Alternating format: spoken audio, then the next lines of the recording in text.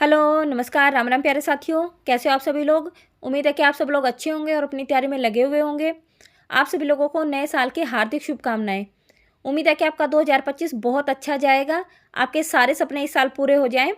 तो इसी कामना के साथ चलिए अपने क्वेश्चन स्टार्ट करते हैं। देखिए, मैंने ना इसकी हाफ वीडियो पहले ही अपलोड कर दी है। जो पिछले वाला पार्ट है ना, उसमें मैंने हाफ क्वेश्चन पहले ही अपलोड कर दिए हैं। तो जो बाकी के जो क्वेश्चंस रह गए थे वो इस वाली वीडियो में होने वाले हैं। सारे ही इंपॉर्टेंट क्वेश्चंस हैं, ट्रिक्स के साथ हैं। ठीक है, तो आपको लास्ट तक जरूर देखना है, आपके सारे कंसेप्ट क्लियर हो जाएंगे। ठीक है, तो चलिए करते हैं स्टार्ट।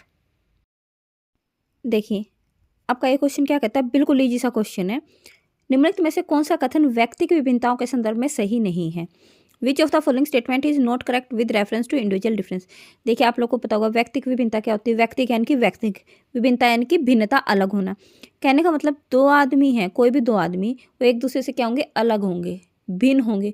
कोई भी दो आदमी बिल्कुल डिट्टो सेम नहीं हो सकते।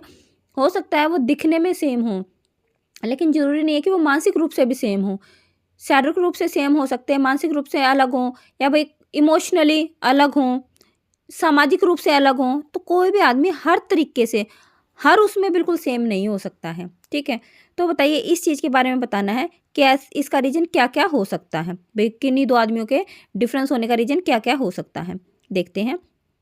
अपना पहला ऑप्शन क्या कहता है, कोई भी दो व्यक्ति पूर्णतः समान नहीं हो सकते। हाँ, ये बात तो अभी हमने देखी है कि कोई भी दो आदमी बिल्कुल हर चीज़ में सेम नहीं हो सकते। ठीक है, व्यक्ति की विभिन्नताएं अलग अलग क्षेत्रों से संबंधित होती हैं। बिल्कुल, देखिए कोई आदमी है ना, दो अलग होंगे ना, इस बात में वहाँ का जो एरिया होता है ना, वो भी बहुत हद तक क्या है, इंपॉर्टेंट रोल प्ले करता है। अब सपोज करिए, जो नॉर्थ का आदमी होगा, अपने हरियाणा दिल्ली साइड का जो आदमी होगा, और एक अपना साउथ साइड का आदमी होगा, वो दिखने में ही आप लोग को अलग दिख जाएगा। क्यों? उनकी भाषा अलग होगी, उनका रहने सहने का तरीका अलग होगा, उनका बोलने का तरीका अलग होगा, और उनका क्या है, जो वहाँ का जो जिस क्षेत्र में वे रह रखे होते हैं ना, उनका नज़रिया भी उसी टाइप का होता है। ठीक है, तो बिल्कुल कोई भी आदमी है जो वो दो अलग इसलिए भी हो सकते हैं, व्यक्ति की विभिन्नता इसलिए भी हो सकती है क्षेत्रों के कारण। ठीक है, ये भी ठीक है। अब आप ना आते हैं थर्ड पर, व्यक्ति की विभिन्नताएं विकास के विभिन्न आयामों को प्रभावित करती है। बिल्कुल, विकास के विभिन्न आयाम क्या क्या होते हैं, आपको पता होगा। विकास के आयाम होते हैं भाई, हमारा शरीर का विकास, सामाजिक विकास, भावनात्मक विकास, सांस्कृतिक विकास, भाषाई विकास। ये सारे विकास के आयाम होते हैं ना, कि हमें बच्चे को हर तरीके से डेवलप करना है ना विकास में, चाहे वो शारीरिक हो, मानसिक हो, शारीरिक हो, संवेगात्मक हो, और जितने भी बच्चे के भाषाई हो, हर तरीके से हमें बच्चे को क्या करना है, डेवलप करना है। तो इनका कहने का मतलब क्या है, जो दो आदमी भिन्न हैं वो विकास के विभिन्न आयामों को प्रभावित करते हैं। बिल्कुल, देखिए हो सकता है इसमें विकास के आयाम अलग हो, इस आदमी में, इस वाले आदमी में विकास के आयाम अलग हो। भाई हो सकता है ये सोशल आदमी हो, ये नहीं हो, भाई दोनों में हो गए ना अलग अलग आयाम, दोनों में अलग अलग एस्पेक्ट हो गए। हो सकता है ये आदमी इमोशनली भी हो, ये आदमी इमोशनली ना हो। ठीक है, तो संवेगात्मक रूप से भी हो गए ना दोनों भिन्न। ठीक है, हो सकता है ये बुद्धिमान हो, इंटेलिजेंट हो, ये ना हो, तो हो गए ना इधर भी संवेगात उससे जो आपके मानसिक रूप से भी अलग हो गए ना दोनों। ठीक है, तो कहने का मतलब आया आप लोग को समझ में इसका, कि व्यक्तिक भिन्नताएं भी विकास के विभिन्न आयामों को प्रभावित करती है। बिल्कुल। फोर्थ आपका, व्यक्तिक विभिन्नताएं केवल आनुवांशिकता के कारण उत्पन्न होती है। देखिए, आपको यहाँ पर केवल शब्द पढ़ना है, ये मैंने कई बार बता लिया है। अगर इस व्यक्तिक विभिन्नताएं ऐसे आता है ना, आनुवांशिकता, हेरिडिटी यानी कि, और वातावरण, दोनों के कारण उत्पन्न होती है, तो हमें कोई प्रॉब्लम नहीं थी। लेकिन अगर आपका आंसर ऐसे मिला है कि केवल आनुवांशिकता के कारण कोई भी दो आदमी भिन्न है, तो ये गलत है। केवल नहीं, अगर यहाँ पर केवल वातावरण होता तो भी गलत होता, यहाँ पर केवल आनुवांशिकता है तो भी गलत है। यहाँ पर क्या आना चाहिए था कि व्यक्तिक विभिन्नताएं हेरिडिटी यानी कि आनुवांशिकता, और वातावरण, एनवायरमेंट, दोनों के कारण होती हैं। ठीक है, जहाँ पर अगर केवल एक चीज़ के बारे में जिक्र हो जाए ना, समझ लेना वो क्या होगा, आपका रोंग होगा। तो जो इसमें आपका 16th में जो आपका आंसर होगा, जो रोंग होगा, वो कौन सा होगा, ये वाला, क्योंकि यहाँ पर केवल आनुवांशिकता दे दिया। अगला क्वेश्चन देखते हैं। देखिए, आपका अगला क्वेश्चन क्या कहता है, इंपॉर्टेंट क्वेश्चन है। व्यक्तित्व अध्ययन की सील गुण विधि के जनक कौन कहे जाते हैं। Which called the father of trait theory for study of personality. देखिए, जो पर्सनैलिटी के ऊपर है ना, सबसे ज़्यादा काम करने वाले और सबसे पहले जिन्होंने काम करना स्टार्ट किया था, वो थे अपने ऑलपोर्ट जी थे। ठीक है, तो इसलिए इनको फादर भी कहा जाता है। तो आइए बात समझे क्वेश्चन के अकॉर्डिंग, कि who is called the father of trait theory of personality, तो अपने कौन हो जाएंगे, फादर कौन है अपनी पर्सनैलिटी के ट्रेट थ्योरी के, ऑलपोर्ट जी हैं। आपका आंसर हो जाएगा फर्स्ट। अब इसको थोड़ा सा देखते हैं कि क्वेश्चन है क्या। देखिए जो ऑलपोर्ट जी थे ना, उन्होंने क्या कहा कि मनुष्यों में ना बहुत सारे गुण होते हैं। आप खुद से ही देख लिए अपने अंदर या किसी आप अपने आस पड़ोस में भी देखोगे, हर इंसान के अंदर कुछ ना कुछ गुण होते ही होते हैं, चाहे वो गुण अच्छे हों चाहे बुरे हों। कोई आदमी सच्चा है, झूठा है, ईमानदार है, परिश्रमी है, ठीक है, परोपकारिता का गुण है, दया भावना है किसी के अंदर, या कोई बुरा है, कैसा भी इंसान है, गुण तो होते ही हैं चाहे अच्छे चाहे बुरे। तो ऐसे ही ऑलपोर्ट जी ने ना तकरीबन 4500 गुणों को उठाया था, ठीक है, जो इंग्लिश डिक्शनरी में से उन्होंने तकरीबन इंसानों के 4500 गुणों को उठाया। और इन्होंने क्या कहा कि इनको मैं मोटे तौर पर 3 भागों में बांट दूंगा। क्यों? क्योंकि देखो इतने सारे गुण तो याद हो नहीं सकते ना, तो इनको कुछ कैटेगरी में बनाओ। तो इन्होंने इन गुणों को क्या किया था, 3 भागों में एक तरीके से बांट दिया था और उनका नाम रख दिया था। पहले का इन्होंने रखा था कार्डियल ट्रेट, ठीक है, जो पहली कैटेगरी बनाई उन्होंने कार्डियल ट्रेट की बनाई। दूसरी कैटेगरी इन्होंने बनाई सेंट्रल ट्रेट की, अब पता लग जाएगा ये है क्या। और जो थर्ड जो कैटेगरी बनाई ना इन्होंने सेकेंडरी ट्रेट की, सेकेंडरी। अब हिंदी में देखें कार्डियल तो कार्डियल ही लिखा हुआ मिलेगा, या कहीं कहीं पर इसको प्रधान लिखा भी मिलेगा, मुख्य भी, वरना कार्डियल हिंदी में कार्डियल भी लिखा हुआ मिलता है कई बार। सेंट्रल के अंदर लिखा मिलेगा आपको, और सेकेंडरी आपको गौण लिखा हुआ मिलेगा। देखिए ऑलपोर्ट जी ने क्या कहा कि जो कार्डियल गुण होते हैं ना, ये वाले गुण ध्यान से समझना इसको, ये बहुत रेयर होते हैं, ये बहुत कम आदमियों में मिलते हैं, और जिस भी आदमी में ये गुण हो गए ना, उस गुण की वजह से वो आदमी फेमस हो जाएगा। जैसे एग्जाम्पल के थ्रू आपको समझ में आएगा। अगर मैं अहिंसा की बात करूं, अहिंसा का नाम आते आपके दिमाग में किसकी इमेज आ गई, महात्मा गांधी की आ गई ना। ये कार्डियल गुण वे गुण होते हैं जो अगर किसी आदमी पर बहुत ज़्यादा हावी हो जाए तो वो क्या है, उस आदमी से दूर नहीं होते, चाहे कुछ भी हो जाए। आप महात्मा गांधी को चाहे जेल जाना पड़ा, चाहे कुछ भी जाना पड़ा, लेकिन उन्होंने अहिंसा का रास्ता नहीं छोड़ा, चाहे कुछ भी हो गया ज़िंदगी में। ऐसे ही अगर मैं परोपकारिता की बात करूं तो आपके दिमाग में एकदम से मदर टेरेसा का नाम आ जाएगा कि उन्होंने दूसरों की भलाई के लिए बहुत कुछ किया है ना।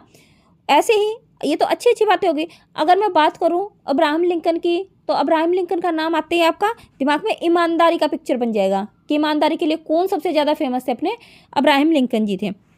ऐसे ही बुराई की अगर मैं बात करूं तो अगर बुराई अगर कि भाई सबसे बुरा जो काम करने वाला इंसान था, जो अपने आप से ज़्यादा प्यार करता था, नार्किस्ट जिसकी नेचर था, वो कौन था, अपने हिटलर थे।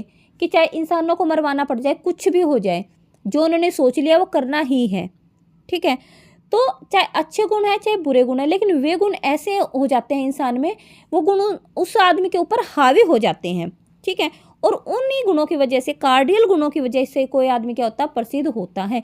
ये एक जुनूनी स्तर के गुण होते हैं कि जुनून हो जाता है इन गुणों का आदमी के अंदर, ठीक है।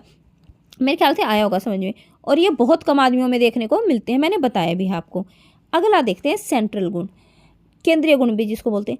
ये नॉर्मली आदमियों में, बहुत सारे आदमियों में मिल जाएंगे। अपने आस पड़ोस में देखोगे ना, ये ऐसे गुण है, जैसे ईमानदारी का गुण बहुत सारे लोगों में मिल जाएगा, दया भावना का गुण बहुत सारे लोगों में मिल जाएगा, परिश्रमी आपको बहुत सारे मिल जाएंगे, है ना। तो ऐसा नेचर, जैसे लॉयल भी आपको बहुत मिल जाएंगे। तो ऐसा नेचर जो बहुत सारे आदमियों में मिल जाए, ठीक है, केंद्रीय गुण होता है, या सेंट्रल ट्रेट उनको बोला जाता है। थर्ड आपका सेकेंडरी यानी कि गौण गुण। देखिए ये गुण ऐसे होते हैं जो हो या ना हो पर्सनैलिटी में, किसी भी आदमी की पर्सनैलिटी में हो या ना हो, ज़्यादा फर्क नहीं पड़ता है। और ये गुण जो होते हैं ना, वो सिचुएशन के अकॉर्डिंग होते हैं, परिस्थिति के अकॉर्डिंग होते हैं। सपोज करो मैं आपको बोल दूं कि आपको स्टेज पे चढ़कर अपना लेक्चर देना है या कोई स्पीच बोलनी है, तो वैसे आप नर्वस नहीं होते हो, लेकिन इतने सारे आदमियों को देख के आप एकदम से नर्वस हो गए, तो आपके अंदर कौन सा गुण आया, एकदम से नर्वसनेस का गुण आया, और वो बहुत थोड़े टाइम के लिए आया, है ना। तो ऐसे गुण होते हैं सेकेंडरी, जो बहुत थोड़े टाइम के लिए होते हैं। आप वीडियो गेम खेल रहे हो, आप हार गए, आप गेम हार गए, तो आपको एकदम से गुस्सा आया थोड़े टाइम के लिए, तो जो गुस्सा है, एंगर है, वो भी आपका किस में आएगा, सेकेंडरी में, ठीक है, गुणों में आपका आएगा। तो आइए मेरे ख्याल से बात समझिए। ये अपने ऑलपोर्ट जी ने गुणों को 3 भागों में बांटा था, ये क्वेश्चन आता है, ठीक है, तो इसलिए मैंने यहाँ पर ये थ्योरी भी करवा दी अपने ऑलपोर्ट जी की। देखिए जो आपका अगला क्वेश्चन है, इसको ध्यान से देखना। संप्रेषण कौशल के निम्नलिखित युग्मों में से कौन सा सूचना प्राप्त करने हेतु सही नहीं है। Which of the following pairs of communication skills is correct for receiving the information. Question पढ़ लिया, अब आपको देखिए इस क्वेश्चन को समझना है, क्वेश्चन कहना क्या चाह रहा है। संप्रेषण कौशल यानी कि अपनी बात को रखने का, अपने विचार दूसरों तक पहुंचाने का और दूसरों के विचार सुनने का, ये कौशल होता है ना कम्युनिकेशन कौशल। और संप्रेषण कौशल, कम्युनिकेशन कौशल होते कितने, 4 होते हैं। ठीक है, कौन कौन से, या तो हम किसी की बात सुन सकते हैं, या हम कोई चीज़ लिख सकते हैं, या हम कोई चीज़ क्या कर सकते हैं, बोल सकते हैं, स्पीकिंग कर सकते हैं हम, रीडिंग। कम्युनिकेशन स्किल्स कितने होते हैं, 4 होते हैं, सुनना, लिखना, बोलना और पढ़ना, इस तरीके से होते हैं। अब यहाँ पर पॉइंट आपको नोट करना है कि आपको कौन से कौशल बताने हैं जिससे हमें सूचना प्राप्त हो। रिसीविंग द इंफॉर्मेशन, हमें खुद से सूचना प्राप्त करनी है, हम दूसरों को नहीं दे रहे सूचना। ऐसे 2 कौशल बताओ जिनसे हमें दूसरों से सूचना प्राप्त हो एक तरीके से। तो देखिए, जो दूसरों से हमें सूचना प्राप्त होगी, या तो हमें कोई बोलकर बताएगा तो हम उस चीज़ को क्या करेंगे, सुनेंगे, है ना। तो हम क्या करेंगे, सुनकर हमें दूसरों से इन्फॉर्मेशन मिल सकती है, या फिर कहीं पर लिख रखा हो बुक वगैरह में, या कहीं पर लिख रखा हो, हम उसको पढ़कर सूचना प्राप्त कर सकते हैं। 2 ही तो तरीके हैं ना। तो देखिए आपका कहाँ पर है ये 2 ऑप्शन, पढ़कर और सुनकर। तो ये थर्ड आपका सुनना और पढ़ना, ये वाला आपका ऑप्शन राइट हो जाएगा। इनसे हम क्या सूचना प्राप्त कर रहे हैं, ठीक है, दे नहीं रहे हैं, यहाँ पर हम प्राप्त कर रहे हैं। तो 18th का जो आपका आंसर हो जाएगा, 13th आपका आंसर हो जाएगा। ठीक है, देखिए नेक्स्ट क्वेश्चन आपका क्या कहता है।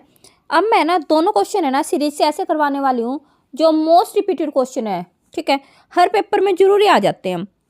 देखिए, त्रितंत्र सिद्धांत के अनुसार निम्नलिखित में से कौन सा बुद्धि का एक प्रकार नहीं है। आपको पता होगा जो त्रितंत्र सिद्धांत दिया था बुद्धि का, वो हमारा किन्होंने दिया था, स्टर्नबर्ग जी ने दिया था, है ना। इन्होंने क्या कहा था कि भाई दुनिया में ना 3 तरीके की बुद्धि के लोग रहते हैं।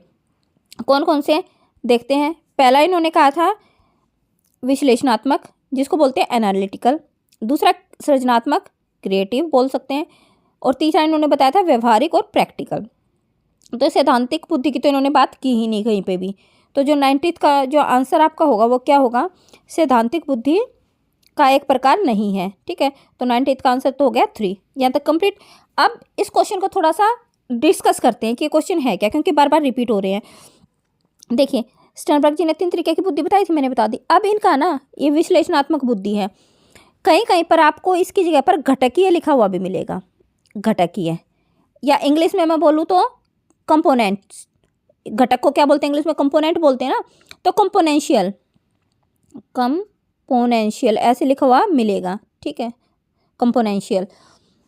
दूसरा सृजनात्मकता यानी कि क्रिएटिव की जगह पर आपको क्या लिखा हुआ मिल सकता है, कहीं पर अनुभवजन्य, क्या मिलेगा, अनुभवजन्य यानी कि एक्सपीरियंस, है ना, एक्सपीरियंशियल जिसको बोलते हैं, इंग्लिश में आपको एक्सपीरियंस लिखा हुआ मिल सकता है। थर्ड की अगर मैं बात करूं तो थर्ड आपकी होगी व्यवहारिक बुद्धि। व्यवहारिक बुद्धि कह लो, या व्यवहारिक की जगह आपको संदर्भात्मक लिखा हुआ मिलेगा। थर्ड आपको क्या लिखा हुआ मिलेगा, संदर्भात्मक लिखा हुआ मिलेगा। इंग्लिश में बोलो तो कॉन्टेक्चुअल लिखा हुआ मिलेगा। अब इनको देखते हैं। देखिए, बहुत ईजी है। जो विश्लेषणात्मक बुद्धि होती है ना, जिसको हम क्या बोलते हैं, अपनी एनालिटिकल बोल दो या फिर घटकीय बोल दो। इसमें क्या होता है, ये कोई आदमी कितना इंटेलिजेंट है, कितना अच्छे से प्रॉब्लम को सोल्व करता है, वो वाली बुद्धि होती है। ठीक है, विश्लेषणात्मक का मतलब ये है। क्रिएटिविटी, बहुत सारे आदमियों में क्या होती है, क्रिएटिविटी होती है ना, वे क्रिएटिव चीज़ें ही बनाते हैं। तो इस तरीके की बुद्धि क्या है, जिन लोगों में क्रिएटिविटी ज़्यादा होती है ना, उन लोगों में बुद्धि ज़्यादा होती है, सृजनात्मकता बुद्धि। ये जो आपका व्यवहारिक बुद्धि है, जिसको हम क्या बोल सकते हैं, संदर्भात्मक, कॉन्टेक्चुअल, ये क्या होती है, ये ऐसी बुद्धि होती है कई लोगों में कि उनको चाहे कहीं पर भी बिठा लो, वो खुद ऑटोमेटिक एडजस्ट हो जाएंगे। ठीक है, क्योंकि उनके अंदर व्यवहारिक बुद्धि ज़्यादा होती है। आपने देखा होगा ना, कई सारे ऐसे लोग होते हैं, चाहे वो अजनबी से भी मिलेंगे ना, तो थोड़ी देर में ऐसे घुल मिल जाएंगे बिल्कुल अच्छे से। तो इसका मतलब उनके अंदर कौन सी बुद्धि ज़्यादा है, व्यवहारिक बुद्धि उनके अंदर ज़्यादा होती है ना, अपने आप को एडजस्ट करने की किसी भी वातावरण में। तो इस तरीके की 3 बुद्धि हमारे स्टर्नबर्ग जी ने बता रखी थी, इंपॉर्टेंट है ये वाला। ठीक है, और मैंने इसकी जगह पर अगर अलग नाम भी आ जाए वो भी मैंने बता दिया कि यहाँ पर क्या आ जाएगा, घटकीय इसकी जगह पे, सृजनात्मकता, क्रिएटिविटी हमारी अनुभवजन्य होगी, एक्सपीरियंस से, और व्यवहारिक, हम व्यवहार कैसा करेंगे, संदर्भ के अकॉर्डिंग, है ना, वातावरण के अकॉर्डिंग, संदर्भ के अकॉर्डिंग। ठीक है, तो ये तीनों तरीके की बुद्धि के नाम भी अलग अलग आ सकते हैं। जैसे पिछले पेपर में आया था, पिछले पेपर में मैंने ये वाले नाम बताए थे कि इनके ये नाम होते हैं, और इस पेपर में मैं वे पुराने वाले नाम बता रही हूँ। ठीक है, क्योंकि हर बार या तो ये ऐसे आते हैं या फिर वे जो मैंने दूसरे नाम अभी बताए तीनों के अलग अलग नाम वो आते हैं, तो कंफ्यूज मत होना उनमें। एक ही बात है, बस नाम ऐसे है कि जैसे आपका हो सकता है स्कूल का नाम अलग हो, घर का नाम अलग हो, ऐसा ही इनका ये है कि ये नाम भी आ जाते हैं और वो नाम भी आ जाते हैं। ठीक है, तो अगला क्वेश्चन देखते हैं। देखिए नेक्स्ट क्वेश्चन आपका क्या कहता है, कोलबर्ग के सिद्धांत के अनुसार यह किस तरह की नैतिकता है जब नैतिकता में सब स्वीकृति, क्या है, सब स्वीकृति, नैतिक सिद्धांत सम्मिलित हो जाते हैं। According to Kohlberg's theory, what level of morality is it when morality includes self accepted moral principle. देखिए आप लोग को पता होगा नैतिकता से संबंधित दो मनोवैज्ञानिकों ने सिद्धांत दिए थे जो ज़्यादा फेमस से थे, एक तो प्याजे जी और एक कोलबर्ग जी अपने, है ना। तो जो इन दोनों में से भी जो सबसे ज़्यादा ही फेमस हुआ था वो अपने कोलबर्ग जी का हुआ था, है ना। तो नैतिकता का जो सबसे ज़्यादा फेमस सिद्धांत था वो अपना कोलबर्ग जी का था। कोलबर्ग जी ने क्या कहा था कि देखिए जब बच्चा पैदा होता है ना तो उसके अंदर कोई नैतिकता नहीं होती है। नैतिकता का मतलब आप समझते होगे अच्छे बुरे का ज्ञान होना, ठीक है। तो जैसे जैसे बच्चा बड़ा होता है, तकरीबन 4 साल का हो जाता है, तो उसके अंदर क्या है, नैतिकता आनी स्टार्ट हो जाती है। तो उन्होंने क्या किया था, 4 से 10 साल के बच्चों का एक अलग ग्रुप बनाया था, 10 से 13 साल के बच्चों का अलग ग्रुप, और जो ऊपर के बच्चे थे 13 साल से ऊपर के बच्चे थे उनका एक अलग से ग्रुप बना दिया था। और इन ग्रुप का एक नाम रख दिया था कि जैसे 4 से 10 साल के जो बच्चे थे इनके ग्रुप का नाम रख दिया था प्री कन्वेंशनल एज, है ना, पूर्व रूढ़िगत अवस्था। इस वाले का रख दिया था प्री कन्वेंशनल, शॉर्ट फॉर्म में लिख रही हूँ, प्री कन्वेंशनल एज। इस वाले ग्रुप का इन्होंने क्या नाम रख दिया था, कन्वेंशनल एज, है ना, सी कन्वेंशनल रूढ़िगत। और ये जो 13+ की एज थी इसका रख दिया था पोस्ट कन्वेंशनल, पीसी। फिर आगे इन्होंने इसके भी दो दो टुकड़े किए थे, जैसे जो जैसे पूर्व रूढ़िगत थी, प्री कन्वेंशनल एज थी, इसके भी आगे 2 हिस्से कर दिए थे, कन्वेंशनल के भी आगे 2 हिस्से कर दिए थे और पोस्ट कन्वेंशनल के भी आगे 2 हिस्से कर दिए थे। इन्होंने कहा था कि जो 4 से 10 साल का जो बच्चा होता है ना उनके उसके अंदर सिर्फ 2 तरीके की नैतिकता होती है, या तो वो पनिशमेंट से बचने के लिए कोई काम करता है, ठीक है, पनिशमेंट से बचता है, या फिर उसके अंदर क्या होता है, एक साधनात्मक सापेक्षवादी, प्रॉपर वर्ड बोलो तो क्या है, साधनात्मक सापेक्षवादी होता है, यानी कि अदला बदली का गुण होता है इस बच्चे में, ठीक है, अदला बदली का गुण होता है। पनिशमेंट का आप मतलब समझते होगे कि जो 4 से 10 साल का बच्चा है वो कोई भी काम क्यों करता है, डर से, कभी मम्मी पिटाई ना कर दे, ये काम नहीं किया तो पापा पिटाई ना कर दे, या टीचर पिटाई ना कर दे, है ना, पनिशमेंट से बचने के लिए। दूसरा उसके अंदर होता है अदला बदली का भाव, यानी कि अगर तूने मेरा कोई सामान तोड़ा तो मैं भी तेरा सामान तोड़ूंगा, ठीक है, ये अदला बदली का भाव होता है। ये 2 चीज़ उन्होंने बताई थी 4 से 10 साल के बच्चों में। फिर आगे उन्होंने किया था 10 से जो 13 साल के बच्चे होते हैं ना उनमें भी 2 तरीके के कैरेक्टरिस्टिक्स पाए जाते हैं मोरालिटी के अकॉर्डिंग। एक तो उन्हें क्या होता है, अच्छा बच्चा बनना होता है, गुड बॉय गुड गर्ल वाली फीलिंग होती है ना, गुड बॉय और गुड गर्ल वाली फीलिंग होती है कि देखो जिसको वो पसंद करते हैं ना उसके सामने वो अच्छा बने रहने की कोशिश करते हैं, चाहे वो टीचर हो, चाहे कोई मतलब रिलेशन में ऐसा हो कि जिसको वो अच्छा समझते हैं ना उसके आगे वो ऐसी कोशिश करते हैं, ऐसा काम करने की कोशिश करते हैं कि वो उसको गुड बोले कि गुड बेटा, गुड बॉय, गुड गर्ल हो आप, ठीक है। तो 10 से 13 साल के बच्चों की ऐसा नैतिकता होती है। एक तो गुड बॉय गुड गर्ल सुनना पसंद करते हैं, दूसरा लॉ एंड ऑर्डर, ठीक है, नियम एवं कानून, लॉ एंड ऑर्डर, नियम एवं कानून। ये क्या होता है कि देखो 10 से 13 साल के बच्चे के सामने आप करना, अगर आपने उसको ये बता दिया कि बेटा रेड लाइट जो होती है ना उसको क्रॉस नहीं करना चाहिए, वो नियम के खिलाफ है, ऐसे ना रूल नहीं तोड़ने चाहिए। लेकिन अगर आप जल्दबाजी में हो और कभी आपने रेड लाइट ऑन थी रोड पर और आपने क्रॉस कर दी तो आपको तुरंत बोलेगा कि आपने रॉन्ग किया है, ये बात तो गलत है, ऐसा तो होना ही नहीं चाहिए था, आपने रूल तोड़ दिया, लॉ तोड़ दिया, ठीक है। तो ये आपकी होगी 2 अवस्था। अब पढ़ते हैं लास्ट की, देखिए कन्वेंशनल, जो लास्ट की है ना आपकी पोस्ट कन्वेंशनल, इसका मैं बताती हूँ पोस्ट कन्वेंशनल एज का। इसको भी आगे 2 हिस्सों में बांटा है, कौन कौन से में, एक तो सोशल कॉन्ट्रैक्ट।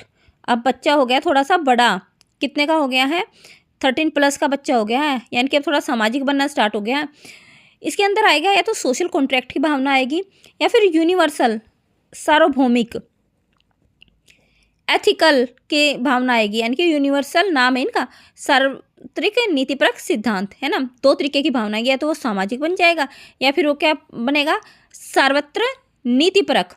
देखिए सोशल में तो क्या होगा, ऐसी अवस्था में क्या होता है, बच्चा बहुत सारे आदमियों का भला करने की सोचता है कि ऐसे काम करूं जिससे समाज में कुछ अच्छा काम हो, कुछ भलाई के काम हो, ऐसा करने की सोचता है बच्चा। 13+ से जब ऊपर 13+ का जब बच्चा हो जाता है, यानी कि 13-14 आगे की उम्र में बता रही हूँ उस, या फिर ये सोचेगा कि भाई जो नियम है ना वो ऐसे होने चाहिए जो सबके लिए समान हो। जैसे अगर उसने ये है कि ईमानदारी का गुण अपना लिया अपने अंदर, लेकिन कभी ऐसी इमरजेंसी हो गई कि उसको वो ईमानदारी का गुण छोड़ना पड़े तो वो नहीं छोड़ेगा। ठीक है, ये यूनिवर्सल वाला ना एक तरीके से साधु संत इसको ज़्यादा यूज करते हैं। ठीक है, और इस स्टेज तक पहुंचना, यूनिवर्सल तक, सार्वत्रिक नीतिपरक सिद्धांत तक पहुंचना बहुत बड़ी बात होती है। कुछ परसेंट यानी कि 1% भी यहाँ तक नहीं पहुंच पाते हैं। ठीक है, इस जो 13+ की एज में ना बच्चा अपने आप को भी ढूंढना स्टार्ट कर देता है कि मैं कौन हूँ, क्या हूँ। और बच्चा क्या करता है, उससे पहले तो ना औरों के भरोसे चलता है कि और क्या सोचेंगे मेरे बारे में, उनके आगे अच्छा बनना है मुझे नहीं। लेकिन अब जब 13+ का बच्चा होता है ना, वो खुद के अकॉर्डिंग अपने आप को एक्सेप्ट कर लेता है कि भाई जैसा मैं हूँ ना, मैं ठीक हूँ, मुझे अब क्या करना है, मुझे खुद से देखना है। ठीक है, तो ये वाली जो फीलिंग होती है वो किस में होती है, 13+ के बच्चे में होती है। यानी कि कौन सी स्टेज में आपकी होती है, ये पोस्ट कन्वेंशनल एज में होती है। तो देखिए, यही तो क्वेश्चन पूछा गया है। नैतिकता में सब स्वीकृति, खुद को स्वीकार करना, सेल्फ एक्सेप्टेड, कौन सी एज में हो जाता है आपका, पोस्ट कन्वेंशनल एज में हो जाता है। ठीक है, यानी कि पोस्ट कन्वेंशनल आपको पता होगा 13+ का बच्चा ये सोचने समझने लग जाता है कि भाई मैं खुद को स्वीकार कर रहा हूँ, जैसा हूँ मैं वैसा ही ठीक हूँ। ठीक है, मुझे औरों के अकॉर्डिंग नहीं चलना, खुद के अकॉर्डिंग चलना है। ठीक है, तो ये कहता है ये वाला सिद्धांत। अगला क्वेश्चन देखते हैं। तो जो 20 का जो आपका आंसर होगा वो क्या होएगा, उत्तर रूढ़िगत, थर्ड वाला आपका आंसर हो जाएगा, ये वाला पोस्ट कन्वेंशनल। ठीक है, तो अगला क्वेश्चन देखते हैं। देखिए, अब अपना करते हैं नेक्स्ट क्वेश्चन।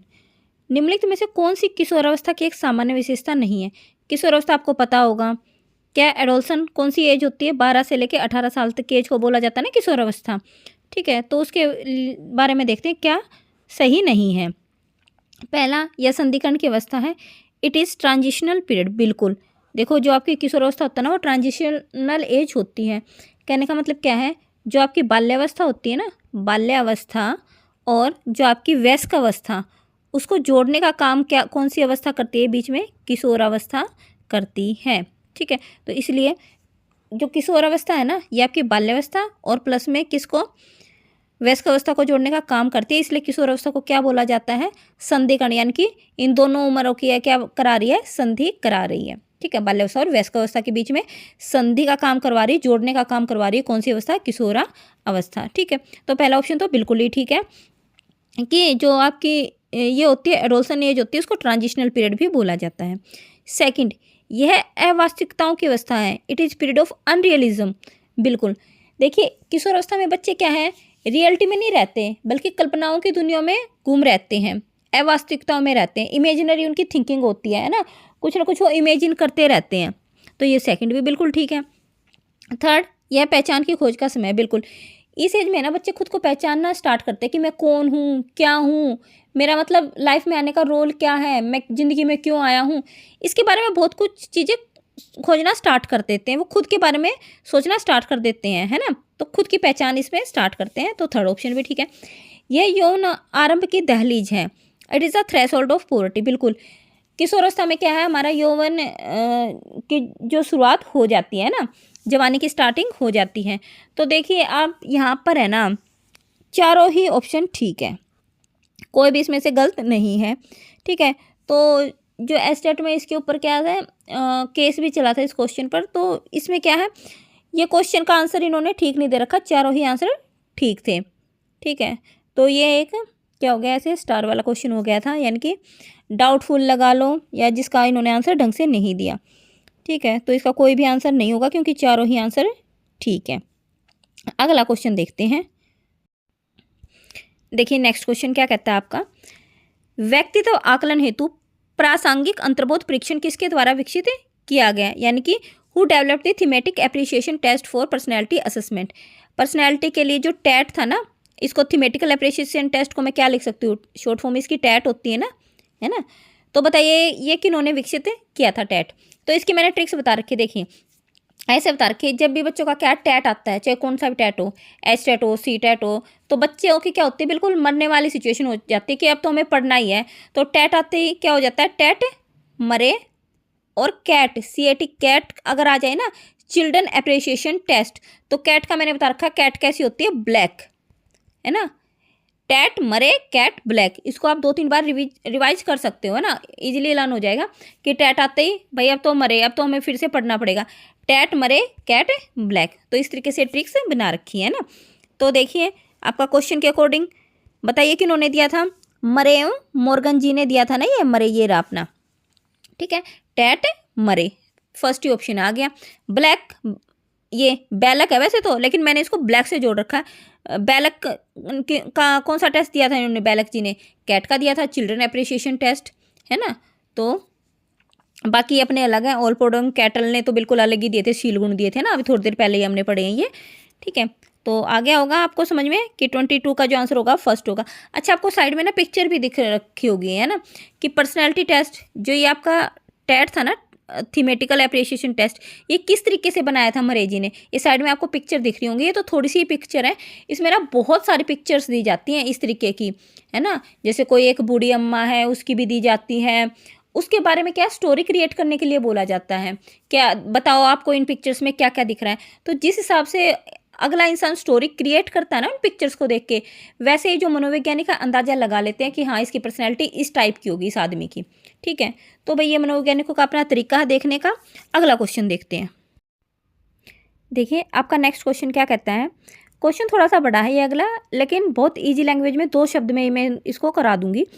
जब एक निश्चित संख्या में प्रतिक्रियाओं के बाद ही अधिगमकर्ता को पुनर्बलन प्रदान किया जाता है तो यह किस प्रकार की पुनर्बलन अनुसूची है।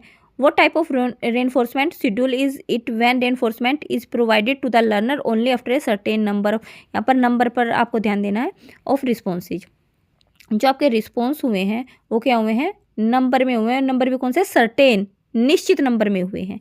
अब देखिए मैं आपको एक बात बता दूं, जहाँ पर आपको रेशो लिखा मिल जाए ना पुनर्बलन में, रेनफोर्समेंट वाले में, रेशो का मतलब होगा नंबर, ठीक है। रेशो का मतलब क्या होगा, नंबर, यानी कि संख्या की बात वहाँ पर मिलेगी आपको। फिक्स नाम से पता चल गया होगा, फिक्स नंबर की बात करूँगी, फिक्स संख्या की बात बताऊँगी, 5, 6, 10, 20 जो भी फिक्स बताऊँगी। वेरिएबल कोई संख्या निश्चित नहीं है, मेरी संख्या है लेकिन कोई निश्चित नहीं है, 15, 20, 25। अब एग्जाम्पल के थ्रू समझाऊंगी, अभी सिर्फ इन नाम को समझो। अब थर्ड और फोर्थ देखो, इंटरवल लिखा हुआ दोनों में पीछे। इंटरवल का मतलब क्या होता है, टाइम, ठीक है। यहाँ पर आपकी टाइम की बात होगी, फिक्स यानी कि फिक्स टाइम की बात होगी, वेरिएबल यानी कि कोई निश्चित नहीं है, अनिश्चित है, परिवर्तनशील है, चेंज है टाइम, ठीक है। अब आपको बाकी एग्जाम्पल के थ्रू आपको आएगा समझ में। अब देखिए फिक्स रेशियो का अगर मैं उदाहरण लूँ तो अगर मैं बोलूँ कि ये पार्क है, ठीक है, क्या है ये, पार्क है सपोज करो, और मैंने आपको बता दिया आपको इसके 5 चक्कर काटने हैं, यहाँ से लेके यहाँ तक आपको 5 चक्कर काटने हैं।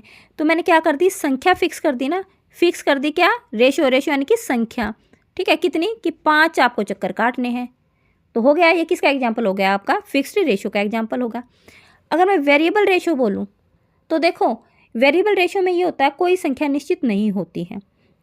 सपोज करो जो बच्चा है कोई गेम खेल रहा है, हो सकता है वो पहली बारी में ही वो क्या कर दे, गेम का लेवल पार कर दे, या हो सकता है वो 10 बारी भी ले लें, ठीक है। तो वहाँ पर क्या है, संख्या फिक्स नहीं है कि वो एक बारी में ही करेगा या 10 बारी में करेगा, तो इसको बोलते हैं वेरिएबल रेशियो, अनिश्चित संख्या होती है वहाँ पर, ठीक है। या इसका जो एग्जाम्पल है ऐसे लिखा होता है, जो गैम्बल होता है ना, गैम्बल जुआ जिसको बोलते हैं, वो भी इसका एग्जाम्पल माना गया है कि गैम्बलर जो होता है हो सकता है वो फर्स्ट टाइम में ही जीत जाए, या हो सकता है उसको 10-15 बारी भी लग जाए, है ना, बाई चांस वो जीत सकता है। तो इसमें क्या होता है, एक तरीके से बाई चांस होता है, इसमें संख्या निश्चित नहीं है, पहली, दूसरी, तीसरी, 10वीं कोई भी संख्या इसमें हो सकती है जीतने की, ठीक है। तो तब आपको रेनफोर्समेंट देना है। अगला थर्ड ऑप्शन हम इसको देखते हैं, फिक्स्ड इंटरवल, यानी कि टाइम मैंने कर दिया है फिक्स। जैसे आपने देखा होगा कई सारे ऑफिस में ये होता है ना कि 1 वीक के बाद पूरे वो डायरी वगैरह चेक होती हैं टीचर्स की, या कोई भी जो बॉस होगा वो अपने एम्प्लॉय की क्या है पूरी वो रजिस्टर वगैरह चेक करता है। तो फिक्स्ड इंटरवल है कि भाई हाँ 1 हफ्ते में मैं चेक करूँगा, मुझे सारा काम चाहिए, या मैं 1 महीने के अंदर चेक करूँगा, इतने टाइम के बाद मैं चेक करूँगा, ठीक है। तो होगा फिक्स इंटरवल, टाइम फिक्स कर दिया कि 1 महीने के बाद, 2 महीने के बाद मैं आपके पूरे डाटा मैं चेक करूँगा, ठीक है। वो तो आपका फिक्स्ड इंटरवल। एक होता है आपका वेरिएबल इंटरवल, कोई टाइम फिक्स नहीं है, बॉस का मन हुआ कि भाई आज एकदम से मैं कॉपी सबके रजिस्टर चेक करूँगा अपने एम्प्लॉयज़ के, क्या कौन कहाँ पर क्या कर रहा है, एकदम से सडन से अचानक से एकदम से चेकिंग पे लग जाते हैं, ठीक है। तो उसको बोलते हैं वेरिएबल इंटरवल। आई है बात समझ में, नाम से आपको पता होना चाहिए, बस आपको 2 बात याद में रखनी, रेशो जहाँ पर आ जाए समझ लेना, संख्या की बात होगी, इंटरवल जहाँ पर आ जाए टाइम की बात होगी। आगे फिक्स का मतलब आपको पता ही होगा, फिक्स कोई चीज़ होती है निश्चित होती है, और वेरिएबल का मतलब आपको पता ही होगा कि चेंज होगी वो चीज़। ठीक है, अब आते हैं अपने क्वेश्चन पर। क्वेश्चन में हमसे क्या पूछ रखा है कि जो नंबर है ना वो क्या है, सर्टेन है, संख्या क्या है, निश्चित है। तो संख्या तो हमारा रेशियो में ही आएगा, और निश्चित है, सर्टेन है, तो यानी कि फिक्स है। आया बात समझे? तो 23 का जो आंसर होगा वो आपका क्या हो जाएगा, फर्स्ट हो जाएगा। कोई रटने की जरूरत नहीं है, कोई वो नहीं, बस ये 2 शब्द याद रखो। अगला क्वेश्चन देखिए, अपना नेक्स्ट क्वेश्चन क्या कहता है, पियाजे के नैतिक विकास सिद्धांत के अनुसार किशोर अवस्था है।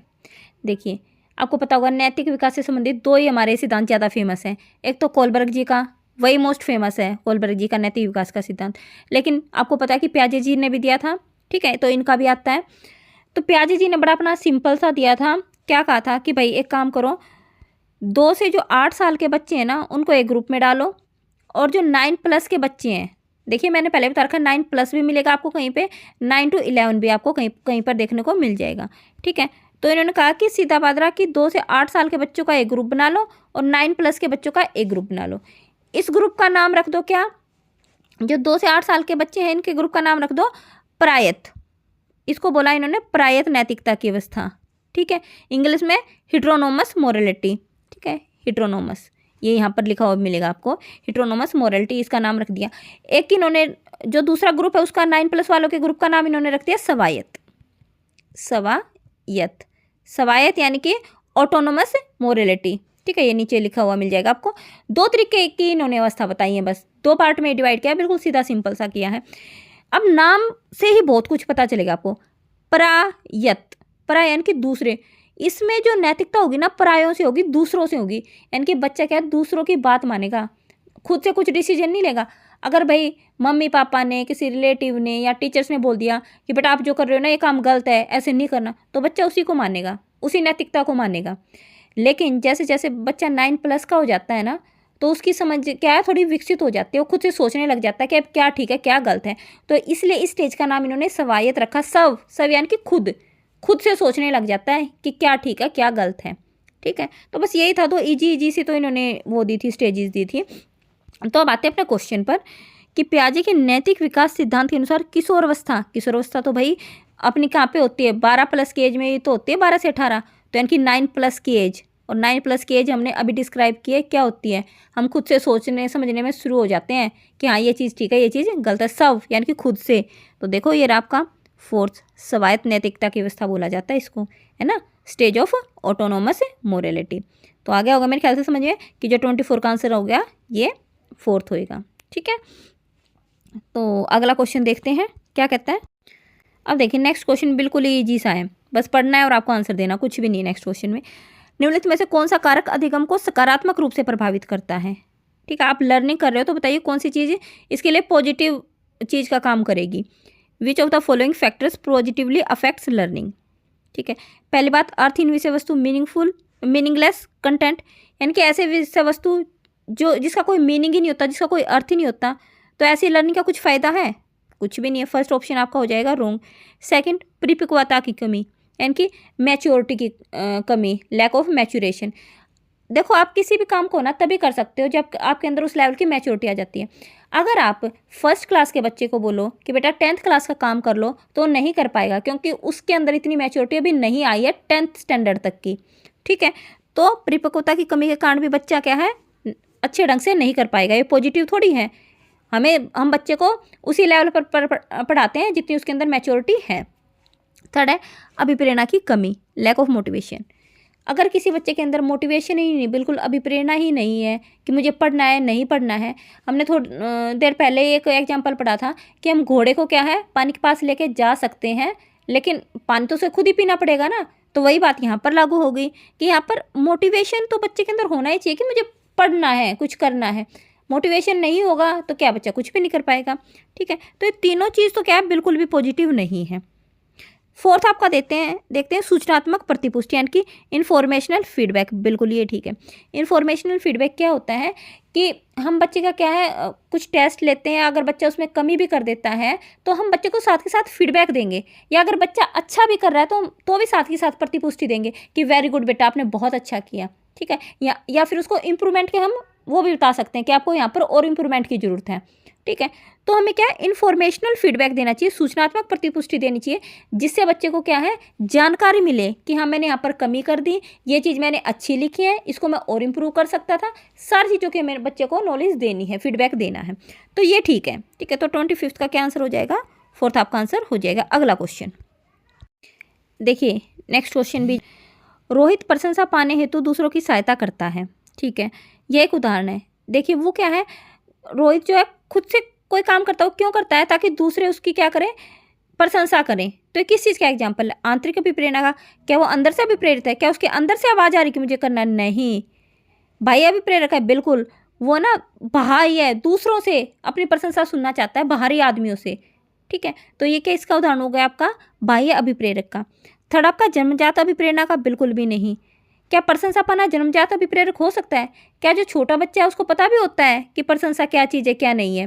पैदा होते ही थोड़ी ना बच्चे को पता होता है। तो जन्मजात तो इन्होंने गलती लिख दिया, जन्मजात मोटिवेशन नहीं होगा। और फोर्थ आपका इनमें से कोई नहीं। तो आपका जो आंसर हो जाएगा वो क्या हो जाएगा आपका, कि प्रशंसा पाना, बाहरी आदमियों से प्रशंसा पाना ना, तो बाह्य अभिप्रेरक का गुण हो गया। अगला क्वेश्चन देखते हैं क्या कहता है। देखिए नेक्स्ट क्वेश्चन करते हैं। एक 15 वर्ष के बालक की बुद्धि लब्धि क्या होगी जबकि उसकी मानसिक आयु क्या है, 12 है। What will be the intelligence quotient of a 15 years old boy when his mental age is 12? देखिए हमें क्या निकालना है, इंटेलिजेंस कोशेंट निकालना, आईक्यू निकालना है। ठीक है, और हमें पता है हमारा आईक्यू का क्या फॉर्मूला होता है। आईक्यू का, आईक्यू हमारी इक्वल होती है किसकी, मेंटल एज अपॉन में क्रोनिकल एज मल्टीप्लाई बाय 100। यही तो फॉर्मूला होता है ना हमारा आईक्यू निकालने का। तो मेंटल एज यानी कि ये मानसिक आयु जो आपकी दे रखी है, कितनी दे रखी है, 12। जो जो चीज़ हमें दे रखी है ना इस फॉर्मूले में पुट कर दो। मेंटल हमें एज हमें कितनी दे रखी है, 12। क्रोनिकल एज हमारी कितनी दे रखी है, 15। तो अपॉन में 15 मल्टीप्लाई बाय 100। ठीक है, इसको सोल्व कर लेते हैं और देखते हैं हमारा क्या आंसर आता है। 12 अपॉन में 15 मल्टीप्लाई बाय 100। काट दो इसको, जितने से कट रहा है, 5 से कट रहा है। ठीक है, तो 20 मल्टीप्लाई बाय 4, कितना आंसर आ गया, 80, है ना। तो ये इसकी एज हमारी कितनी हो गई, 80 हमारी एज हो गई, है ना। तो अगला क्वेश्चन देखते हैं, इजी सा क्वेश्चन था, ये निकालना आना चाहिए आपको। ये देखिए नेक्स्ट क्वेश्चन अपना क्या कहता है।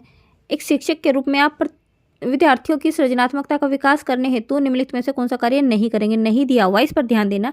As a teacher which of the following work would not be done by you to develop the creativity of the students. आपको स्टूडेंट्स की क्या क्रिएटिविटी बढ़ानी है, तो आप बताइए क्या नहीं करेंगे।